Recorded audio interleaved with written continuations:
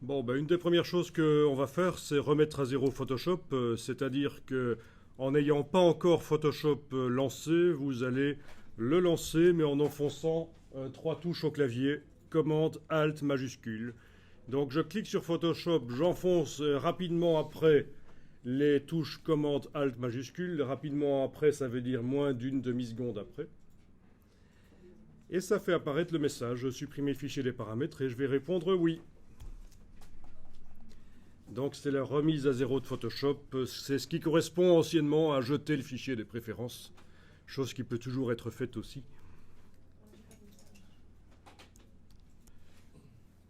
Bien, donc vous avez Photoshop dans un cadre flottant. On va désactiver ça par le menu Fenêtre. Vous désactivez cadre de l'application. Menu Fenêtre, vous désactivez cadre de l'application.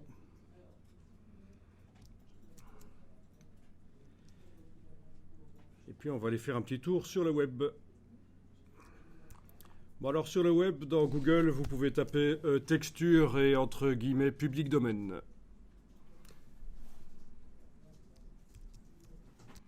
Donc j'écris public domaine pour trouver des images du domaine public, des images que j'ai le droit d'utiliser, même à des fins commerciales.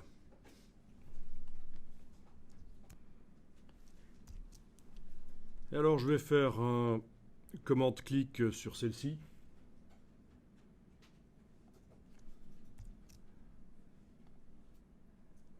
Voilà. Donc vous pouvez par un clic droit la télécharger dans votre dossier d'aujourd'hui. Ah oui, ça je vous ai pas dit, vous allez faire un dossier pour aujourd'hui. Et dans le dossier d'aujourd'hui, vous allez créer un autre dossier que vous allez appeler par exemple, à peu près comme ça, texture sans raccord. On va essayer d'avoir un peu d'ordre. Et donc dans le dossier texture sans raccord, j'enregistre cette image. Et puis je vais l'ouvrir dans Photoshop.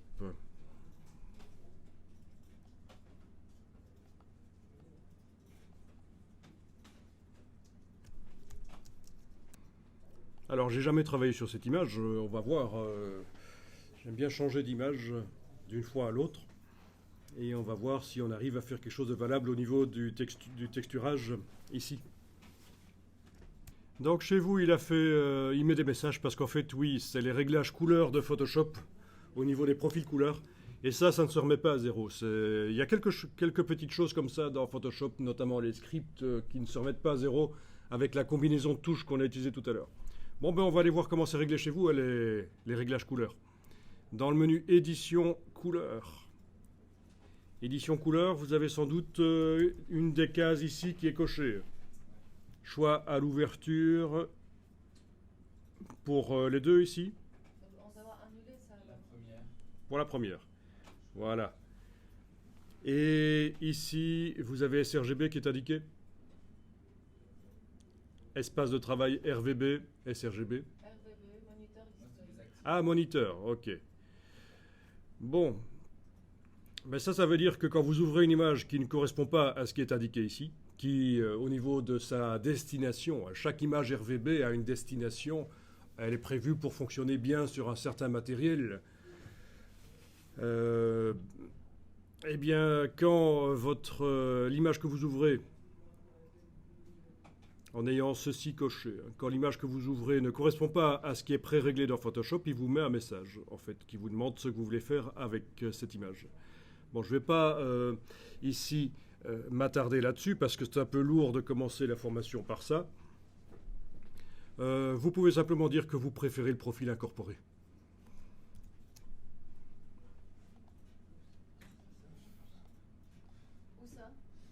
Dans le message qui apparaît, quand vous ouvrez l'image, vous pouvez dire que vous préférez le profil incorporé.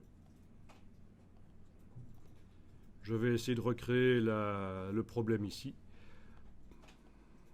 Enfin, qui n'est pas un problème, c'est une caractéristique simplement. Voilà, ça c'est le message que vous avez.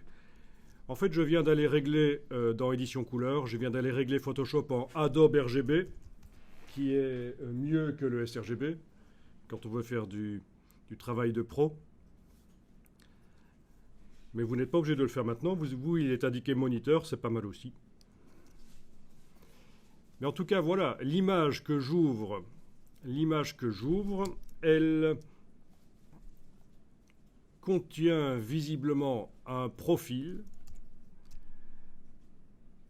c'est-à-dire que dans les métadonnées de l'image, avant la description des pixels, il y a une indication qu'elle est prévue pour du matériel sRGB. Et donc, quand je l'ouvre ici, dans un Photoshop pré-réglé en Adobe RGB, qui est différent du sRGB, eh bien, j'ai le message ici, c'est celui-là que vous aviez. Donc, on vous dit que le profil incorporé, c'est du sRGB et que Photoshop est actuellement réglé en moniteur, sans doute chez vous. Et que voulez-vous faire? On va dire qu'on préfère le profil incorporé.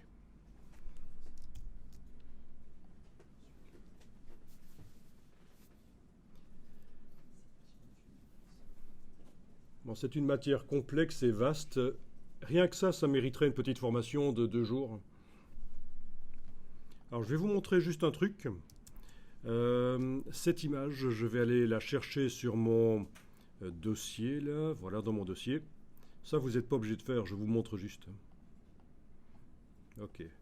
Je vais juste corriger mon dossier ici qui s'appelle Textru sans raccord. En fait, c'était texture. Voilà. Voyez un peu ce qui se passe si je mets à la place de l'extension .jpg, je mets .txt. Et j'ouvre cette image dans un logiciel de lecture de fichiers texte comme TextEdit. Donc vous avez l'image qui s'affiche sous forme de texte et là vous avez les métadonnées, la première partie de l'image, donc ce sont les métadonnées, et il est indiqué ici que cette image est prévue pour du matériel sRGB. Donc espace couleur RGB par défaut, c'est du sRGB. D'accord? Toute la suite, ça va être des pixels en fait. Ça, ce sont des pixels. C'est la description des pixels de l'image. Donc, on ne peut rien en faire. Bon, il y a des artistes qui s'amusent à faire du copier-coller là-dedans pour, de manière aléatoire, créer des images bizarres. Ok. Donc ça, c'était juste pour vous montrer que si Photoshop m'indique, quand j'ouvre l'image, que c'est du sRGB, c'est parce que c'est indiqué dans le fichier d'image. Bon, là, j'arrête les bêtises et je remplace le .txt par la vraie extension de l'image, c'est du JPEG. Voilà. Alors, cette image, je vais l'enregistrer directement maintenant en format Photoshop dans le dossier parce que le JPEG, c'est un format final. Il ne faut pas travailler normalement avec du JPEG. Nous, on le fait parce que c'est sympa d'aller chercher un peu n'importe quelle image sur le web. Mais dans la vraie vie, le JPEG, c'est un format final, pas un format de travail. Donc, j'enregistre au format Photoshop. Fichier enregistré sous format Photoshop. Oui, et vous voyez que dans le fichier Photoshop, le profil sera inclus. Donc, ça indique pour quel matériel cette image est prévue. Donc l'image, on est d'accord, elle contient plein de pixels qui ont certaines valeurs, RVB.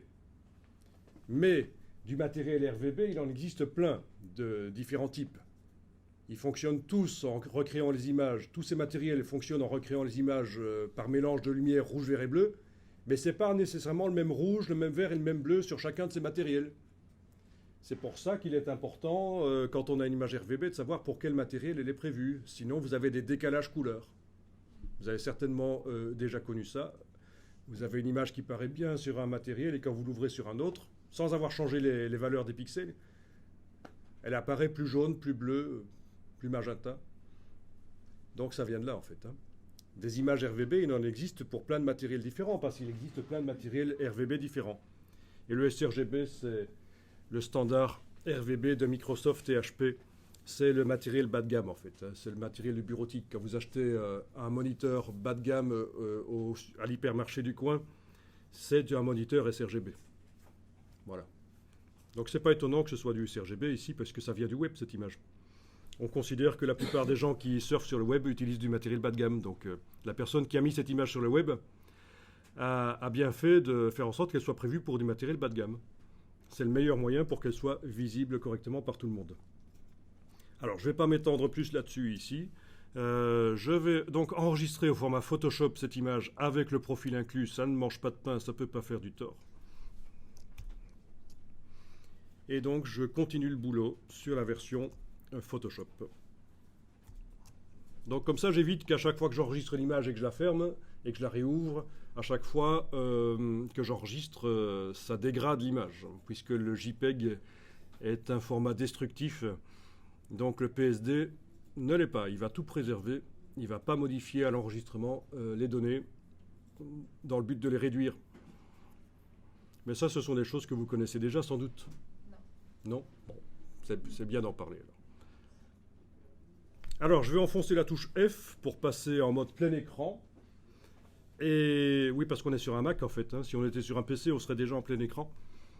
Mais là, on est sur des Mac. Avec la barre d'espacement, vous pouvez évidemment bouger l'image dans sa fenêtre. Avec la touche Alt et la roulette de la souris, vous pouvez zoomer en avant, en arrière. Si vous n'avez pas la roulette qui fonctionne, vous avez le raccourci clavier barre d'espacement, touche commande et vous cliquez, ça zoome en avant. Barre d'espacement, touche Alt, vous cliquez, ça zoome en arrière. À un certain moment, quand vous vous approchez, vous avez la grille de pixels qui apparaît. C'est-à-dire que les pixels sont séparés par une fine ligne, utile quand on fait du web et du travail précis, mais quand on travaille des photographies, ça n'a pas beaucoup d'intérêt. Donc si vous voulez, vous pouvez désactiver cette fonction par le menu Affichage, Affichage, Afficher, et vous allez décocher grille de pixels. Comme ça, quand vous zoomez, vous n'avez plus cette grille de pixels qui peut être ennuyeuse. Affichage, afficher, grille de pixels.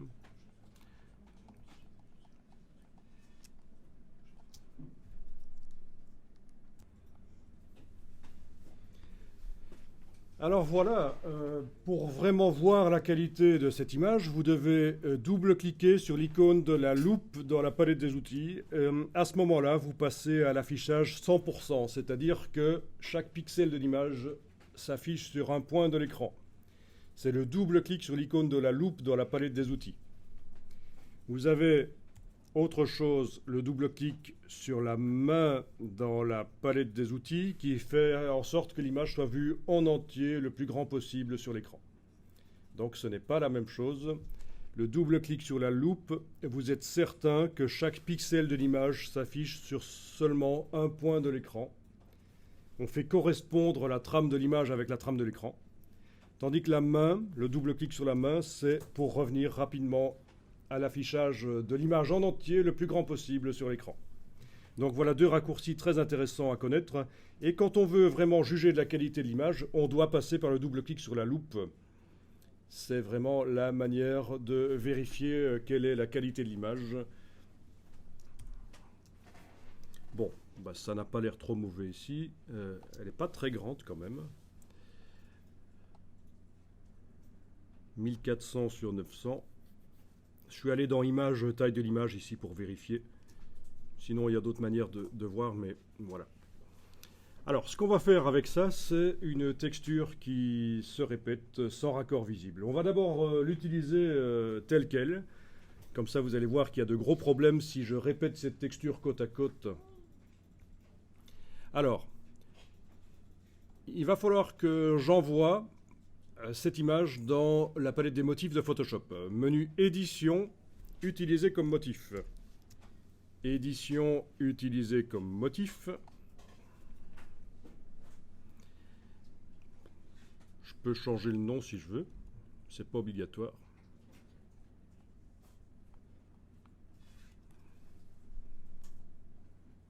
OK.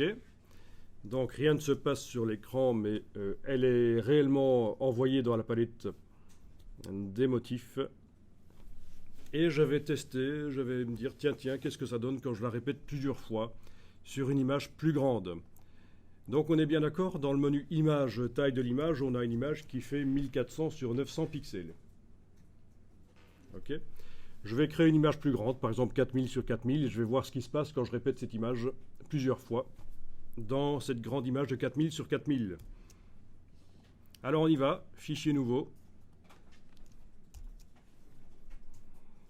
Ici, vous indiquez des pixels. Si vous avez une boîte de dialogue différente de moi, vous le dites, hein, parce qu'il n'est pas sûr qu'on ait la même version de Photoshop. Je dois certainement avoir une version plus évoluée que la vôtre, mais légèrement plus évoluée. Donc on va laisser séparer. Donc 4000 pixels sur 4000. La résolution qui est actuellement de 300 pixels par pouce n'a aucune importance. C'est quelque chose qui n'a de l'importance que quand on veut imprimer. Ça indique combien de pixels sont utilisés sur une distance d'un pouce, 2,54 cm, sur le papier. Et donc vous, la résolution, vous allez en fait normalement jamais vous en occuper. Sauf si vous devez faire une sortie papier, on ne sait jamais. Ce qui compte, c'est la définition, le nombre de pixels qui composent l'image. Donc j'ai mis 4000 sur 4000, c'est assez aléatoire, enfin je veux dire arbitraire. J'aurais pu mettre 3000 sur 3000, 5000 sur 5000, ça marcherait aussi la suite. C'est juste pour avoir une image plus grande que ma texture, pour tester ce que ça donne quand je la répète. Moi, dans profil colorimétrique, j'ai autre chose. Oui, vous avez autre chose, ça n'est pas très grave. Vous pouvez choisir sRGB si vous voulez. Comme ça, vous avez une image qui est destinée pour le même matériel que la texture. Donc là, il n'y aura pas de message, il n'y aura pas de décalage couleur. Les couleurs vont rester les mêmes, puisqu'on va transférer la texture qui était sRGB dans une image qui va être sRGB. OK. Vous avez bien 45 mégas qui est indiqué là. Je me méfie parce que parfois, les gens vont indiquer là 4000 cm sur 4000. Déjà ici, on ne peut pas le faire, c'est déjà bien ça. Mais donc voilà. Ça vous fait déjà là, à 2540 cm sur 2540, une image de 250 gigas.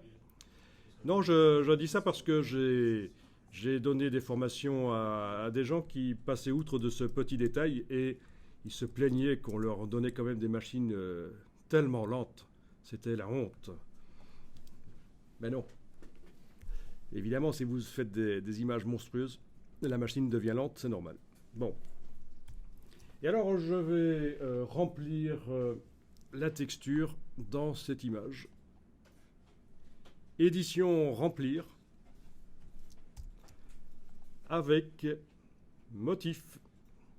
En fait, la palette des motifs dans Photoshop, elle n'existe pas en tant que telle. Vous ne pouvez pas la faire apparaître. Elle apparaît de temps en temps dans différentes boîtes, notamment la boîte de remplissage. Édition remplir avec motif. Option motif personnalisé. Vous descendez tout en bas, vous avez votre texture qui est là.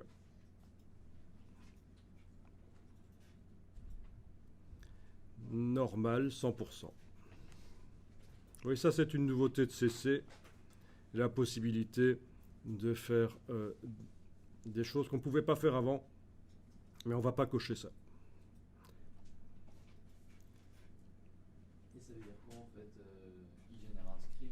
Donc il s'agit ici d'utiliser un script déjà préétabli pour faire différentes choses avec le motif. Moi, j'ai pas le motif dans mes... Oh, elle est encore. Donc je clique sur OK et voilà, la texture s'est remplie et on voit clairement les raccords. Les endroits où elle se répète, on le voit clairement. Et donc, ce qu'on va voir ici, c'est comment éviter ça.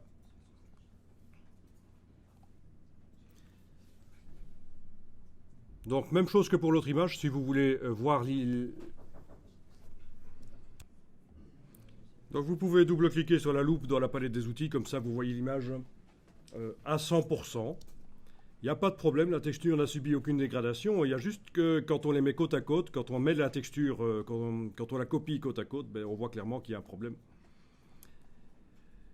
Et donc, on va régler ce problème de raccord. Ce qui vous permettra de faire des fonds infinis. Vous allez pouvoir faire du travelling sur des fonds et on ne verra pas de raccord à un certain moment. Vous allez pouvoir aussi texturer des objets 3D. Enfin, ça peut servir à plein de choses de faire des textures sans raccord. Bien.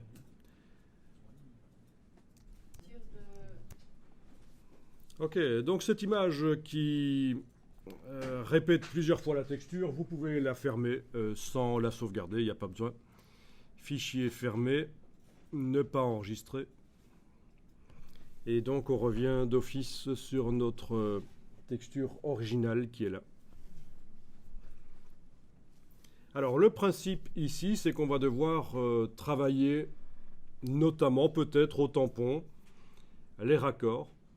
Mais les problèmes de raccord actuellement se situent sur les bords de l'image. On va donc déplacer les bords de l'image vers le milieu de l'image. D'abord, je vais aller me renseigner quelle est la taille de cette image. Je l'avais déjà vue, mais j'ai oublié. 1400 sur 900. Ben, je vais faire les choses proprement. Je vais déplacer les bords de 700 pixels en horizontal et 450 en vertical. Hein, c'est la moitié en fait. Mais c'est pas obligatoire de le faire tip-top comme ça. Alors, pour faire ça, je vais dans le menu Filtre, Divers, Translation. Filtre, Divers, Translation. Vous avez en dessous de Translation le même filtre que moi, TSL, TSI? Oui, ok. C'est juste une question pour voir si c'était un plugin que j'avais ajouté ou si tout le monde l'avait. C'est nouveau sur le CSS, translation? Ah non, ça existe depuis les premières versions de Photoshop. Ça doit être plus vieux que toi, en fait. Ok. Mais avant, ça s'appelait décalage. À un certain moment, ça a changé de nom. Filtre divers, translation. Et donc, on avait dit 700 et 450. Donc, l'option reboucler, c'est parfait, c'est ce qu'il nous faut.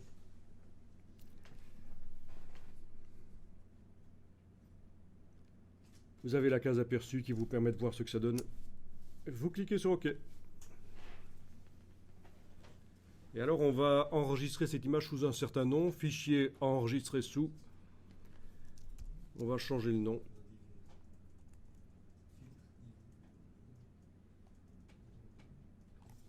Voilà, je vais appeler ça texture abstract 01.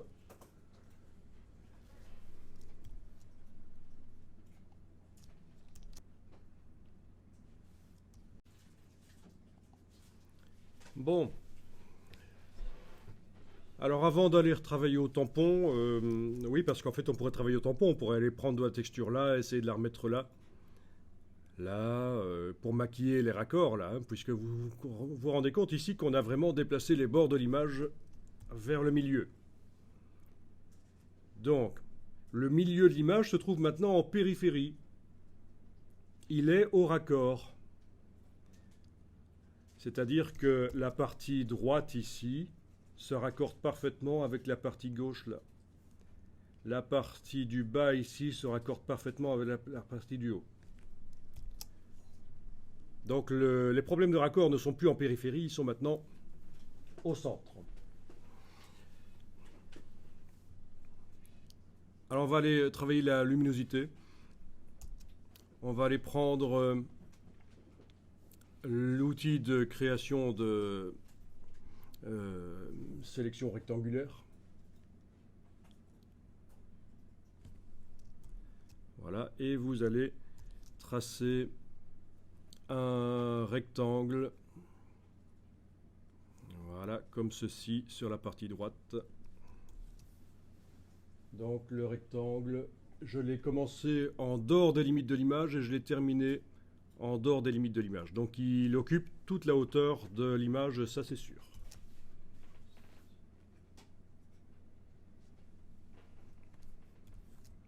Ok. Avec la loupe, je vais zoomer. Et avec les flèches gauche et droite du clavier, je vais déplacer cette sélection. Donc toujours en étant avec l'outil de sélection activé, c'est important. Je suis en train de travailler sur la sélection, je suis en train de la bouger. Alors, si vous voulez que ça aille plus vite, vous enfoncez majuscule en même temps que vous enfoncez les touches gauche et droite sur le clavier. Vous voyez qu'on est en train, en fait, de déplacer la sélection.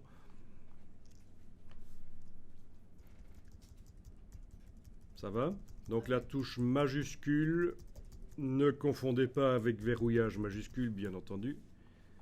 La touche majuscule, si vous voulez que ça se déplace plus vite.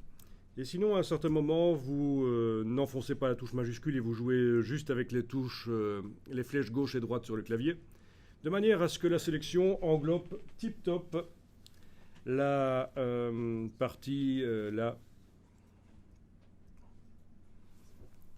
la partie droite de l'image, en fait.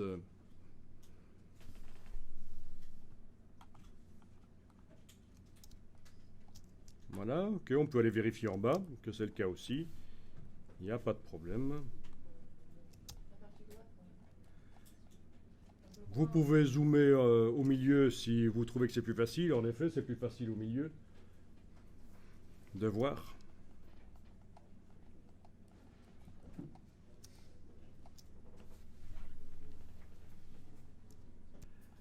Ok, alors mon but est de sélectionner la partie droite de l'image, toute la partie droite, mais il manque une grosse partie là. Avec le rectangle, je vais maintenant enfoncer la touche majuscule, la garder enfoncée et tracer un rectangle qui déborde sur l'autre, comme ça, voilà. Je recommence pour ceux qui auraient loupé, avec toujours mon outil de rectangle sélection ici, avec la touche majuscule enfoncée, je fais un rectangle qui déborde sur l'autre. Et voilà, ça c'est toute la partie droite de l'image qui a été sélectionnée. C'est une des manières de faire, il y en a d'autres, comme souvent dans Photoshop, on peut arriver au même résultat par plein de manières différentes.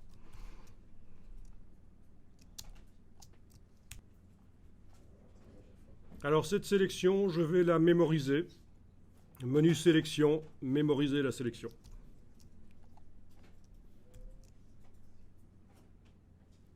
Ok.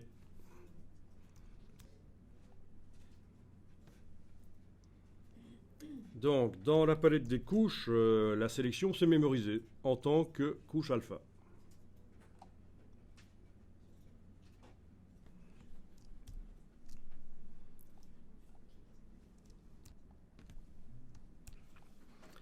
Ok, alors ici, je vais refaire la même opération mais pour le dessus.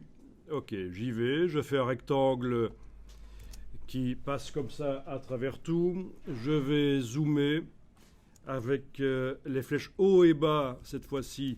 Je vais le placer précisément à l'endroit du raccord de la texture. Donc c'est la même chose sauf que c'est sur la partie du haut là. Avec la touche majuscule, j'ajoute une zone et voilà, le haut d'image est sélectionné.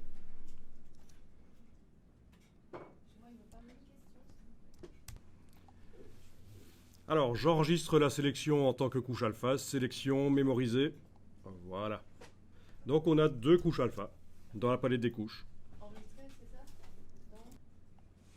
Donc dans la palette des couches, vous pouvez agrandir les vignettes pour mieux voir si vous voulez. Donc dans le menu de la palette des couches, vous allez jusqu'aux options de panneau et vous choisissez éventuellement les grandes vignettes.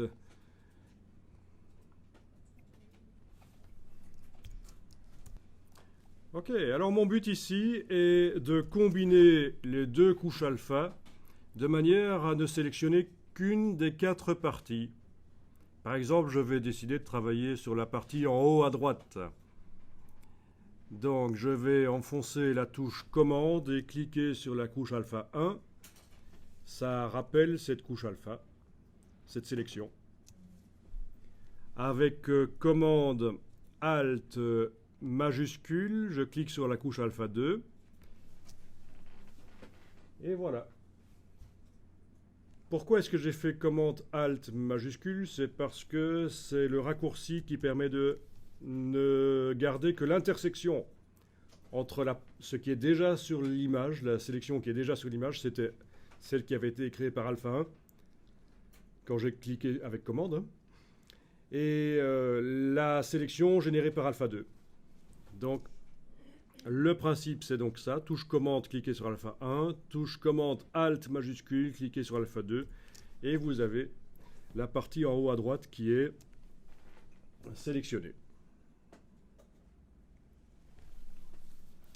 Et on va créer un calque de réglage.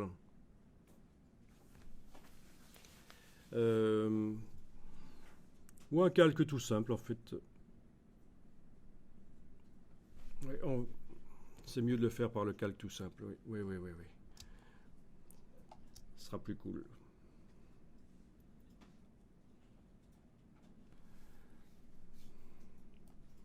Donc dans la palette des calques, vous allez créer un calque. Je suis en train de réfléchir parce que non, je me dis finalement, vu qu'il y en a qui sont un peu débutants dans Photoshop, il vaut mieux pas aller vers ça tout de suite. Je le verrai après ça, de toute façon. On va plutôt créer un calque de réglage de type niveau. Menu calque, nouveau calque de réglage de type niveau, ou alors par le bas de la palette des calques, vous allez créer un calque de réglage de type niveau, c'est la même chose.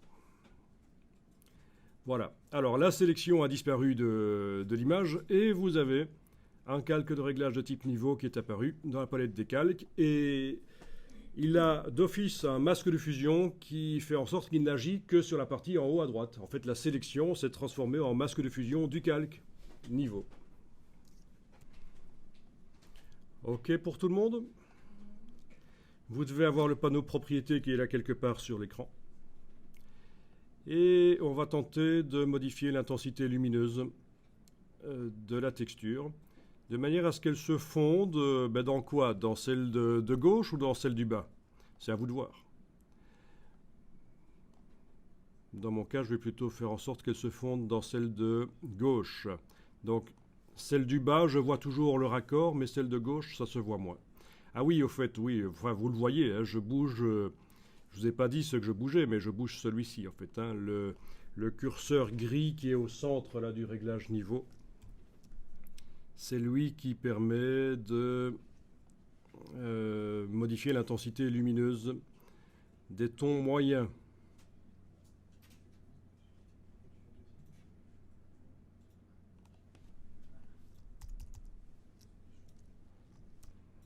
Alors, petite astuce. Si vous pensez que ça modifie la couleur, le fait de faire ça, vous pouvez éventuellement faire passer le calque de réglage en mode luminosité au lieu de normal. Et à ce moment-là, le calque de réglage niveau ne devrait plus modifier la couleur. Oui, c'est vrai que ça se voit un peu. Le fait d'avoir assombri la texture, elle devenait un peu plus rouge. Tandis que si je fais passer le calque de réglage, qui est actuellement en surbrillance là, dans la palette des calques, je le fais passer en luminosité au lieu de normal, il modifie la luminosité sans changer la couleur. C'est quelque chose sur lequel on va revenir. C'est très important quand vous devez modifier les luminosités de photographie. Souvent, la couleur change avec, ça nous ennuie. Et donc ça, c'est une astuce sur laquelle on va revenir.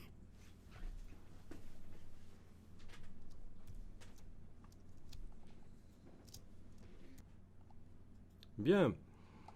Donc, vous avez assombri la texture en haut à droite de manière à ce que le raccord soit meilleur. Il n'est toujours pas parfait, mais soit meilleur avec la partie gauche. Par contre, on a créé des problèmes de raccord ici et ici. Vous vous rendez bien compte que maintenant, c'est plus sombre et donc ça ne se raccorde plus avec la texture alors qu'avant, ça se raccordait.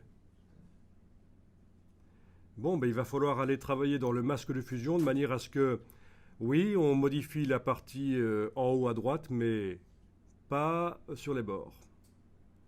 Donc, vous êtes en train de travailler sur le calque de réglage. Le masque de fusion est encadré comme ça veut dire qu'on travaille sur lui. On va prendre le pinceau, celui-là.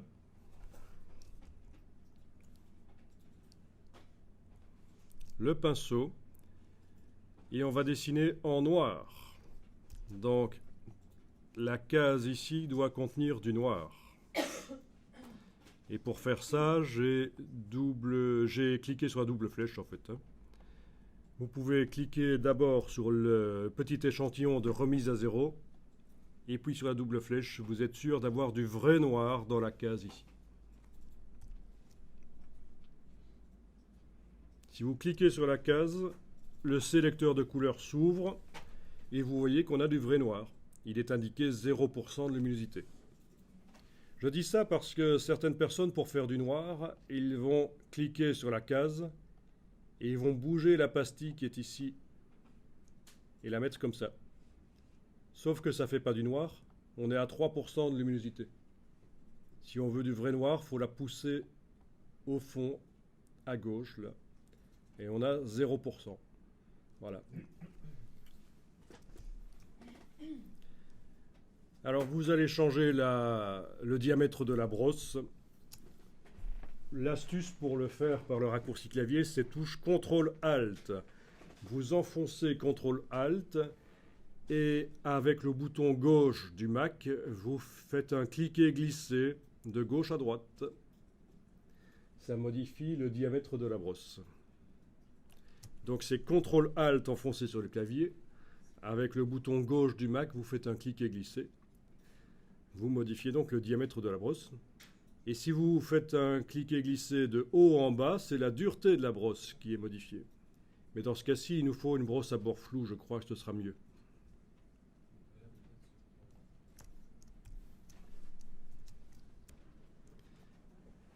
Alors, si vous voulez faire ça sur un PC, ce sera la même chose, CTRL-ALT, mais ce sera le bouton droit de la souris qu'il faudra utiliser. Ça, c'est le piège. Ici, sur un Mac, c'est le bouton gauche. Ok, donc j'ai une brosse, une brosse à bord flou, et je vais dessiner en noir. Bien entendu, les options de la brosse ici au-dessus m'indiquent que je dessine en mode normal. Donc ça veut dire que les pixels que j'amène ne se mélangent pas d'une certaine manière avec les pixels qui existent déjà, ils recouvrent en fait. Normal, opacité 100%, ils recouvrent. Et alors je vais devoir aller passer sur le bord comme ça. Voilà. Vous voyez que je viens d'amener donc des pixels noirs sur les bords dans le masque de fusion. Donc le réglage n'agit plus sur les bords. Voilà. Chez moi, il agit. Voilà. Si vous voulez voir ce que ça fait, vous enlevez l'œil et vous le remettez en face du calque de réglage. Et vous voyez que vous n'agissez en effet que sur la partie qui peut être modifiée. Et encore, là je pense que je dois aller passer un peu comme ça. Voilà. Ok.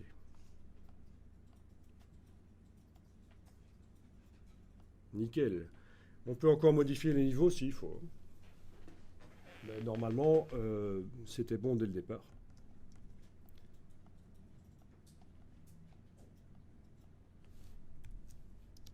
Donc grâce à cette technique, vous allez pouvoir photographier n'importe quelle texture, même si sur l'éclairage n'était pas bon parce que vous étiez en tant que touriste en train de vous balader en vacances et vous avez comme d'habitude gonflé votre famille parce que vous pensiez au boulot à ce moment-là, vous avez fait des textures.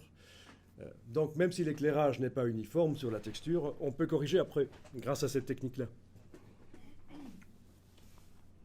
On va enregistrer ça. Je vous conseille d'enregistrer sous un nom différent à chaque fois. Comme ça, si vous faites une gaffe majeure, vous aurez au moins les versions précédentes.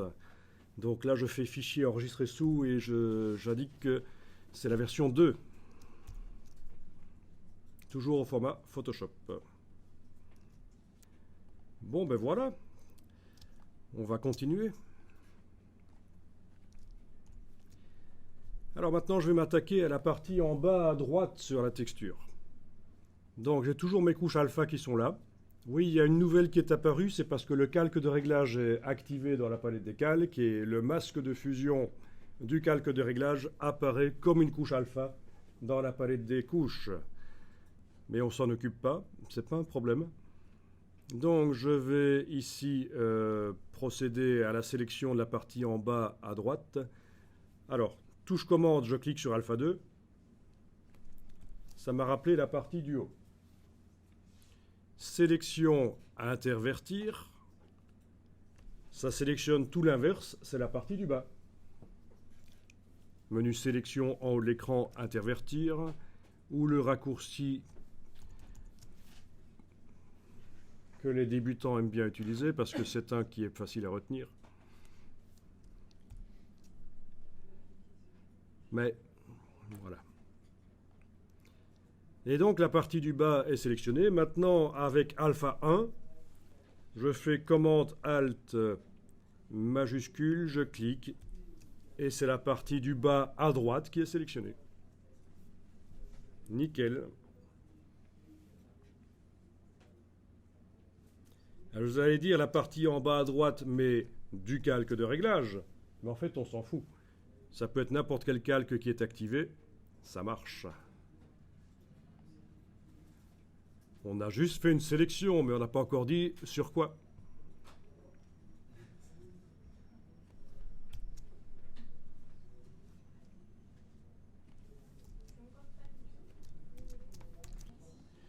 Donc, je récapépète. J'utilise la couche alpha 2. Touche commande, je clique sur elle. Je fais sélection intervertir. C'est donc le bas qui se sélectionne et non plus le haut.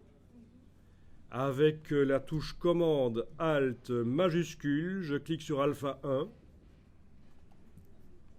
Ça ne garde que l'intersection entre la sélection qui vient d'être générée par alpha 1 et la sélection qui existait déjà sur l'image. C'est donc en bas à droite. Bon, il y avait possibilité de commencer par alpha 1 et terminer par alpha 2. Hein. Bon, ça c'est... Comment? Voyons un peu ça. Touche commande sur alpha 1. Allez, oui, j'aurais pu aussi faire ça. Touche commande et Alt et cliquer sur alpha 2. Comme ça, je vais aller mordre la sélection avec alpha 2. C'est la soustraction. Commande Alt. Voilà. Bon, ben, comme d'habitude, hein, le fait de faire ça permet d'apprendre plein d'autres petites choses. Hein. Alors, calque de réglage de type niveau. Voilà. Qui ne modifie que la partie en bas à droite. Je fais en sorte qu'il soit raccord par rapport à quoi? Calque de réglage, c'était où encore le type niveau? Voilà.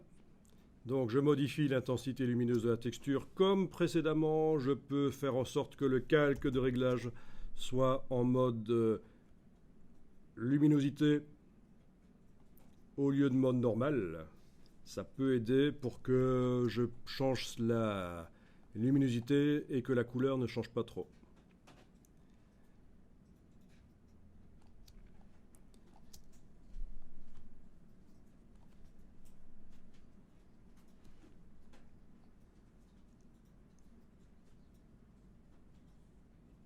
Bon, ben là, voilà.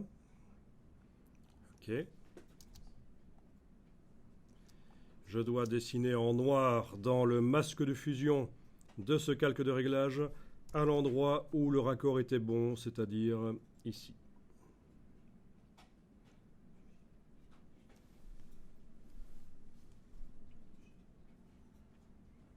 D'accord? J'enlève l'œil en face du réglage, comme ça je vois ce que le réglage fait.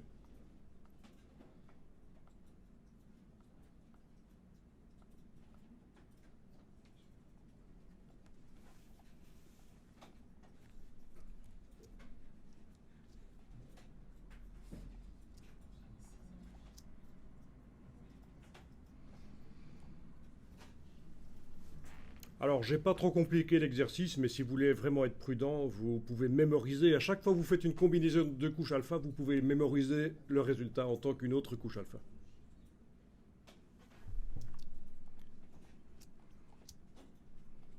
Ok, je passe à la suite.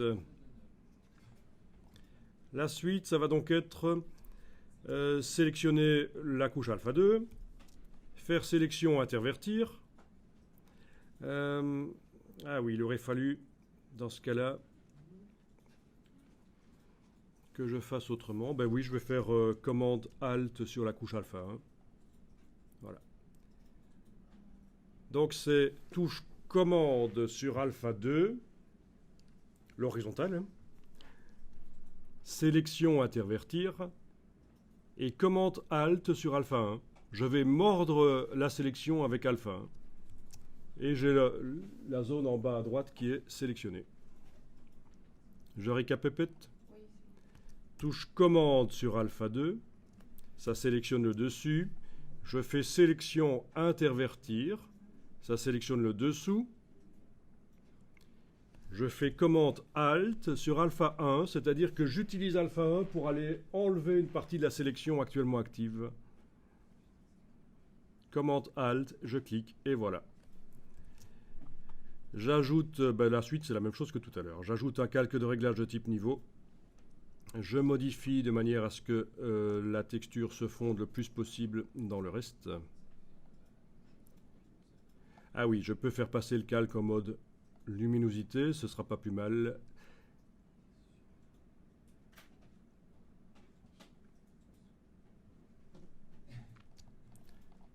Je dessine au pinceau en noir. Alpha, commande Alt, alpha. Voilà, voilà.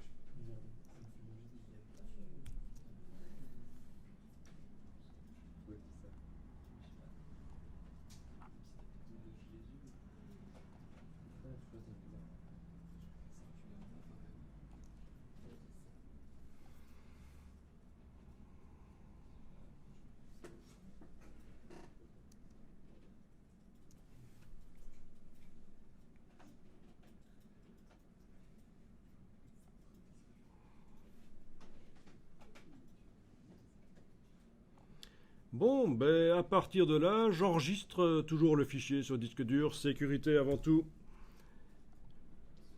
Et puis je vais voir ce qui se passe si je répète cette texture.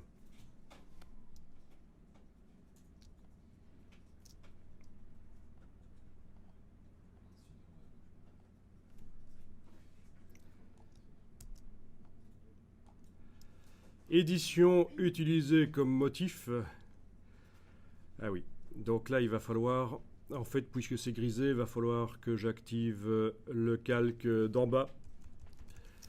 Le calque d'en bas, le calque d'arrière-plan, parce que si c'est un des calques de réglage qui est resté activé dans la palette des calques, utilisé comme motif est grisé, inaccessible. Donc édition utilisée comme motif. Ok. Je fais un nouveau fichier de 4000 sur 4000 pixels. Je remplis. Édition remplir avec motif, lequel le dernier. Et voilà, par rapport à tout à l'heure, on voit toujours des raccords parce qu'on n'a pas fini le boulot, mais au niveau luminosité, c'est quand même plus uniforme. Je vous remontre celui d'avant. Édition remplir avec le motif fait précédemment. Là, c'était un peu catastrophique au niveau des raccords. Tandis qu'ici, rien qu'en ayant changé la luminosité, on a déjà en quelque sorte unifié les raccords sont meilleurs.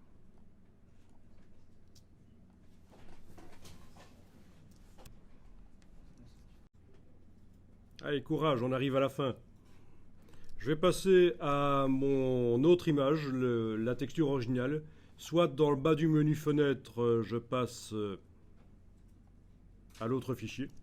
Donc, le bas du menu fenêtre me montre toujours. Et c'est là que je remarque, tiens, que quand j'ai créé mon image de 4000 pixels sur 4000, je l'ai créée pour du Adobe RGB. Et donc la texture que je colle change de couleur. Bon, mais c'est pas très grave. Mais le problème de changement de couleur vient de là. Si vous avez un changement de couleur quand vous collez la texture, c'est parce que vous avez fait une image de 4000 pixels sur 4000 en ne précisant pas que c'est pour du sRGB. Vous avez laissé moniteur. Donc, ok. Autre manière de passer d'une image à l'autre, bien entendu, c'est contrôle tabulation. Contrôle tabulation sur le clavier permet de passer d'une image à l'autre.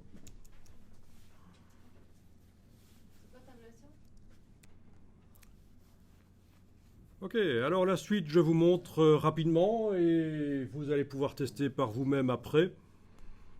Je vais créer un nouveau calque de réglage.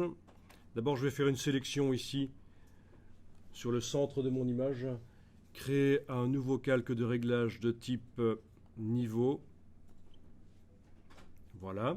Ça, vous ne le faites pas, vous regardez simplement. Je crée une sélection rectangulaire. J'ai créé un nouveau calque de réglage de type niveau. Je le mets au-dessus de tout. C'est important, il doit aller au-dessus des trois autres. Et je vais tenter de faire en sorte que le centre de l'image ait à peu près la même luminosité que l'extérieur. Ah oui, ce calque de réglage, je vais le faire passer en mode luminosité. Comme ça, il va moins modifier les couleurs. Ok. Bien, donc évidemment, le rectangle de sélection, là, c'est foireux. Je vais aller travailler maintenant au pinceau. Au pinceau.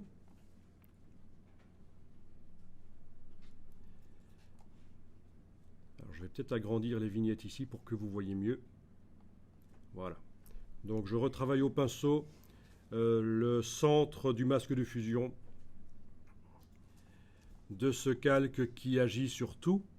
Et le but est de faire en sorte que le centre de l'image soit ni trop clair, ni trop foncé. Il faut essayer de le faire fondre dans le reste.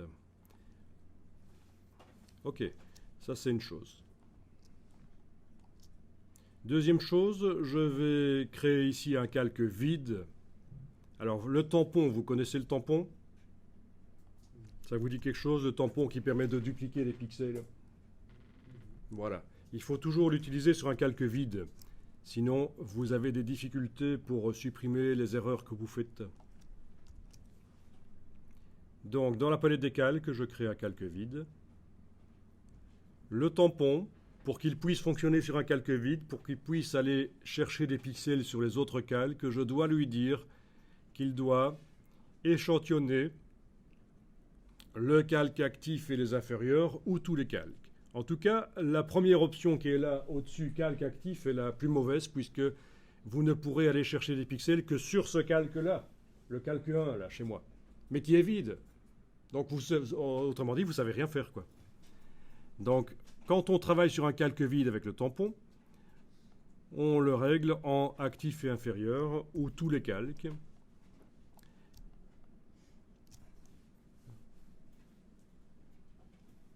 Il y en a ici qui n'ont jamais utilisé le tampon? Oui. Ok. Il faudra que je vienne voir chez vous alors, parce que la projection étant assez mauvaise, ça va être difficile. Donc le principe, c'est que je choisis la forme de brosse qui convient, pas trop grande, pas trop petite, avec une brosse à bord flou de préférence. Avec la touche Alt, je clique pour indiquer là où je prélève. Sans la touche Alt, je vais dupliquer. Voilà. Donc si vous avez à faire une texture unie dès le départ, où il n'y a pas de problème d'ombrage et de luminosité, tout ce qu'on a fait avant, vous ne le faites pas, évidemment. Par contre, la partie ici tampon, vous allez directement passer à ça. Et donc le principe, comme on le voit ici, c'est que je suis en train d'aller chercher des pixels sur les autres calques et les dupliquer là, de manière à maquiller le raccord. Et donc là, vous allez avoir une texture vraiment nickel, uniforme. En fait, ce que je viens de vous expliquer là est utilisé par ceux qui font de la 3D, quand ils doivent faire des textures. Alors pourquoi pas utiliser la même chose, les mêmes techniques qu'eux utilisent.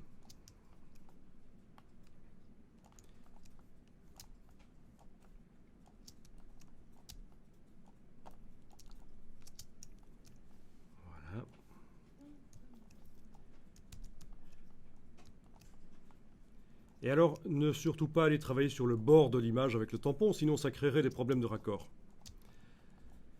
Ok. Alors, à partir de là, j'enregistre l'image. Comment encore agrandir Je fais édition, utiliser comme motif. C'est la 3e fois que je le fais. Mais cette fois-ci, c'est la bonne. Je vais sur créer une image, fichier nouveau, Cette fois-ci, je fais bien attention à ce qu'elle soit au mode sRGB, sinon les couleurs vont changer. Donc même mode que l'image de la texture originale. Donc 4000 pixels sur 4000, voilà. Je remplis, édition remplir, avec le dernier motif que j'ai créé. Et j'ai une texture déjà plus unie, sans raccord visible. Bon, il y a encore un peu de boulot, il y a encore des taches noires que je pourrais maquiller. Mais elle était tachetée au départ, hein, cette texture. C'était une texture tachetée de toute manière. Enfin voilà, vous avez tout le principe qui peut être appliqué sur plein de textures différentes. Vous avez vraiment la technique pour unifier une texture, la répéter sans raccord visible. Donc ça peut servir pour texturer des objets 3D, ça peut servir pour texturer du texte, hein, si vous voulez mettre du texte en 3D dans quoi que ce soit. Ça peut servir de fond, vous avez besoin d'un fond et vous voulez le répéter. Même pour faire du shooting photo, hein, vous pouvez imprimer le fond sur du papier et vous en servir comme fond lors du shooting photo, hein, c'est pas interdit. Pourquoi moi je n'arrive pas à... Ok, avez-vous des questions?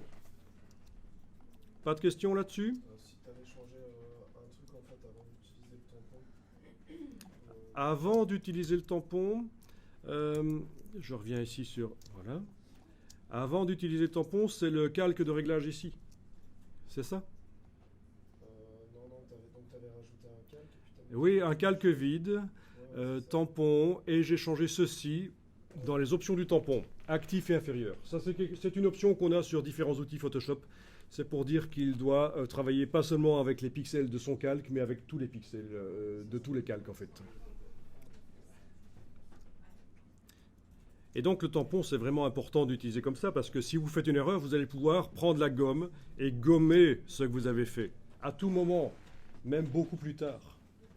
Tandis que si vous travaillez avec le tampon à la manière qu'on vous a certainement apprise avant, si vous avez déjà fait du Photoshop, ben vous travaillez sur le calque sur lequel il y a l'élément qu'il faut tamponner. Et si vous faites une erreur, c'est très difficile à récupérer.